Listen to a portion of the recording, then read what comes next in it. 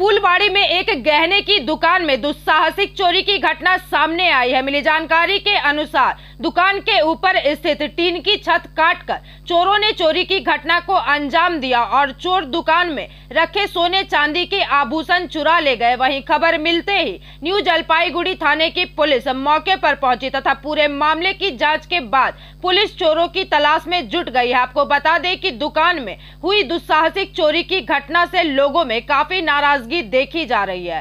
गौतम सरकार ওই রাতে চুরি হয়েছে, ওই রূপার মাল যা ছিল সব নিয়ে চলে গেছে। সোনার জিনিস ছিল, নাকের ফুল ছিল, আংটিগুলো ছিল, ওগুলো নিয়ে চলে উপর দিয়ে টিন ভেঙে। কখন জানতে পারলেন? আপনি কখন জানতে পারলেন? আমি সকাল 7টার দিকে। কত টাকার অনুমানিক?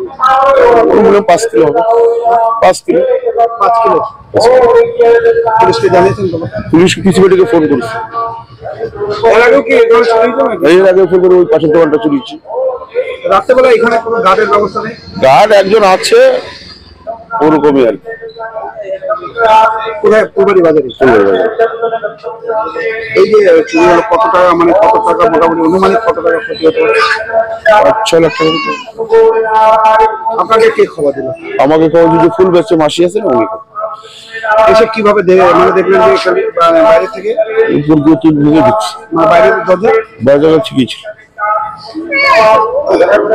ফুলবাড়ি এলাকায় চুরি হচ্ছে, কি বলবেন? কি বলবো আর, পুলিশ প্রশাসন গার্ড নাই। এর আগে বছর খানেক আগে ওখানে হলো, পাশের দোকানটা।